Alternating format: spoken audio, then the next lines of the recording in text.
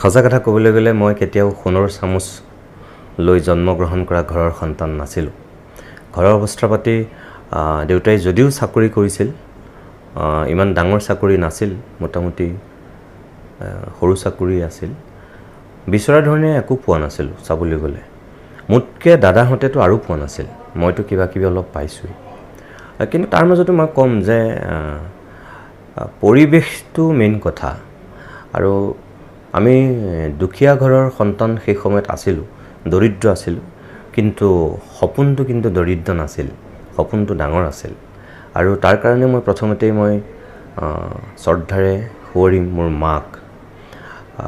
আমাৰ ঘৰত সৰুৰ পৰাই মই ৰেডিঅ' শুনিছিলোঁ আৰু প্ৰথম মোৰ সপোন ডাঙৰ হৈছিল ৰেডিঅ'টোক লৈ। মই মাক যেতিয়া সুধিছিলোঁ যে এই ৰেডিঅ'টোত কেনেকৈ কথা কয়, মানুহ কেনেকৈ সোমাই আছে, যেতিয়া এটা শিশুৱে যেনেকুৱা প্ৰশ্ন কৰে ময়ো মাক সেই প্ৰশ্নটো কৰিছিলোঁ। এতিয়াও মোৰ সেই কথা মনত আছে, কিন্তু মই মাক সোধা প্ৰশ্ন মোৰ মনত আছে আৰু মায়েও সেইটো কথা এতিয়াও কাৰোবাক কয়। মোক মায়ে এটাই কৈছিল যে তই ডাঙৰ হচোন, কেতিয়াবা তয়ো এনেকৈ ৰেডিঅ'ত কথা ক'ব পাৰিবি। সেই যে এটা বাক্য আছিল, সেই বাক্যটোৱে মোৰ মনত বহুত বেলেগ ধৰণে ৰেখাপাত কৰিছিল।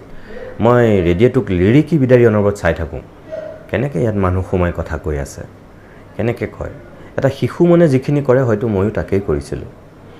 ভগৱানৰ কৃপাত সঁচাকৈ এটা সময়ত মই সেই ৰেডিঅ'ত কথা ক'ব পৰা হৈ গ'লোঁ। সেইটো কিন্তু এটা সপোন আছিল যে মই এদিন যদি ৰেডিঅ'ত কথা ক'ব পৰা মানুহ হওঁ। প্ৰথম শৈশৱতে মোক মায়ে সেই কথাটো কৈছিল। আৰু তাৰ পিছৰ ফাললৈ মই এজন ব্যক্তিৰ নাম ল'ম, সেয়া হৈছে মোৰ ৩ নম্বৰগৰাকী পেহা চিকিৎসক। তেখেতৰ নাম ডাক্তৰ হৰেণ শইকীয়া। তেখেত বৰ্তমান জামুগুৰিত থাকে। তেখেত অৱসৰ গ্ৰহণ কৰা এগৰাকী এতিয়া চিকিৎসক। মোৰ পেহাই মোক সপোন দেখুৱাইছিল, সঁচা কথা ক'বলৈ গ'লে।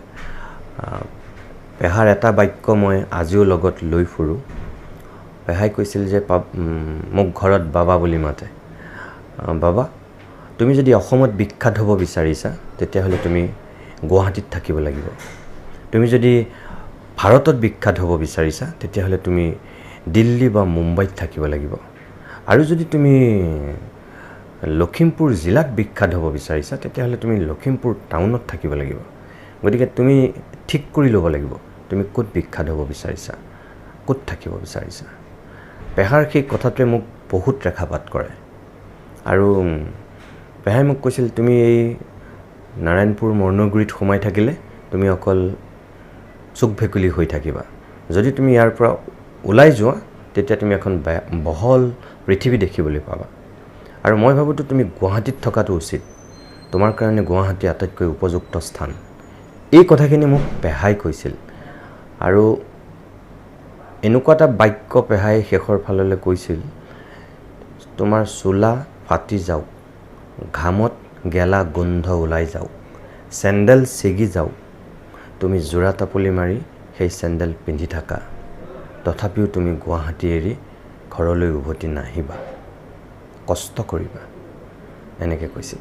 আৰু পেহাৰ সেই কথাখিনি মই যেতিয়া প্ৰথম বিশ্ববিদ্যালয় শেষ কৰিবৰ সময় হৈছিল, দেউতাই যেতিয়া মোক মাতি পঠাইছিল, পেহাৰ সেই কথাখিনিয়ে মোক খুব প্ৰভাৱিত কৰিছিল। আৰু মই পেহাৰ কথাখিনিকে বেদৰ বাণী নিচিনাকৈ মানি লৈছিলোঁ যে মই উভতি নাযাওঁ, মই কষ্ট কৰিম। আৰু সেইকাৰণেই মই বিশ্ববিদ্যালয়ৰ হোষ্টেলত সাধাৰণতে আমি অলপ আনন্দ ফূৰ্তি কৰিয়ে থাকিবলৈ পাওঁ। সেই সময়ছোৱাত আমাৰ স্নাতকোত্তৰ শ্ৰেণী শেষ হোৱাৰ পিছতো বহুত দিনলৈ পুৰণি ছাত্ৰ ছাত্ৰী থাকে, কিন্তু মই থকা নাছিলোঁ। মই ওলাই দিছিলোঁ আৰু ওলাই মই কষ্ট কৰিছিলোঁ।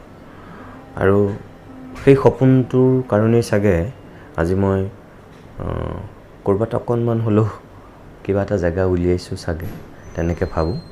মোৰ সপোন আছিল, এইটো ঠিক।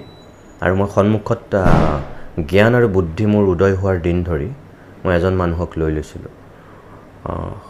তেখেতেও সেই কথাখিনি গম পায়, এতিয়া পৃথিৱীত যদিও নাই। মোৰ ঘৰৰ মানুহো গম পায়। মোৰ আদৰ্শ ব্যক্তি আছিল হোমেন বৰগোহাঁই ছাৰ, মোৰ জীৱনৰ গুৰু।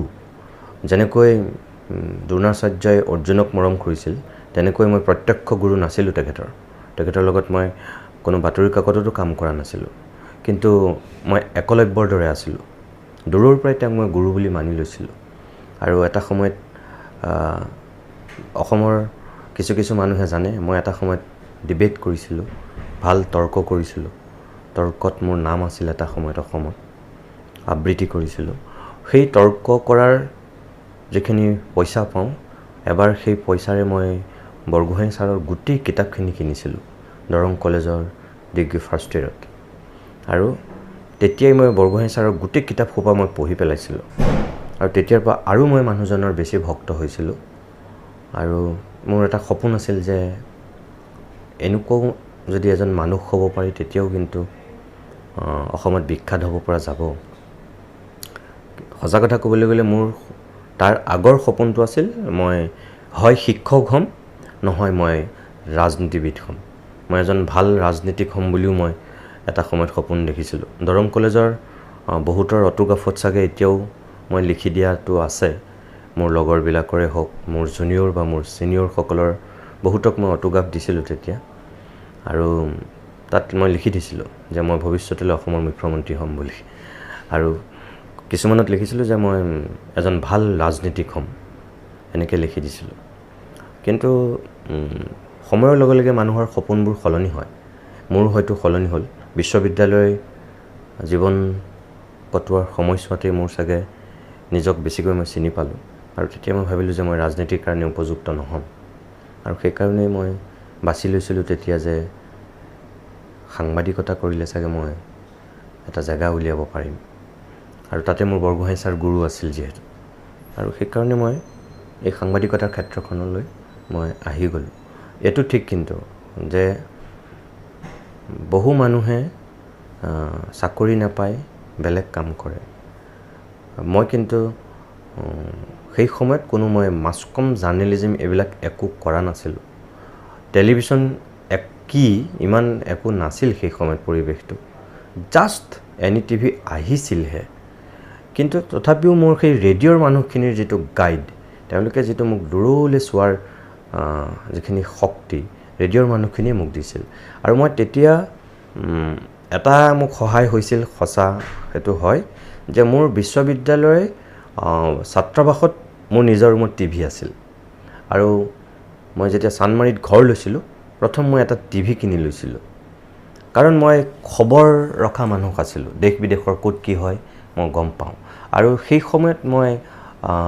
NDTV প্ৰণয় ৰয় দূৰদৰ্শনক বাদ দি পেলাই কৈছোঁ যে মই NDTV চাওঁ BBC চাওঁ CNN IBN চাওঁ এইবিলাক নেশ্যনেল ইণ্টাৰনেশ্যনেল চেনেলবিলাক চাইছিলোঁ আৰু স্পৰ্টছৰ চেনেলবিলাকতো চাইছিলোঁৱেই কিন্তু মই কেতিয়াও চিনেমা বা এনেকুৱা চিৰিয়েল এইবিলাকৰ চেনেল চোৱা নাছিলোঁ মই নিউজৰ চেনেলেই চাইছিলোঁ আৰু আজতক আছিল তেতিয়া বিশেষকৈ প্ৰণয় ৰয় অনুষ্ঠানবোৰ বহুত ভাল আছিল তাৰপিছত ৰজত শৰ্মাৰ অনুষ্ঠান চাইছিলোঁ এনেকৈ ৰাজদীপ সৰদেশাইহঁত তেতিয়া খুব য়ং এতিয়াৰ অৰ্ণৱ গোস্বামী তেওঁ তেতিয়া NDTVত আছিল গতিকে এনেকুৱা মানুহবিলাকৰ চাইছিলোঁ মই সেই 2000 চনমানত বা 98 চনমানত সেই সময়ত চাইছোঁ আৰু তাৰপিছতে মই এই যে নিজে টিভিটো লৈছিলোঁ সেইটোৱে চাগে মোক অলপ সহায় কৰিলে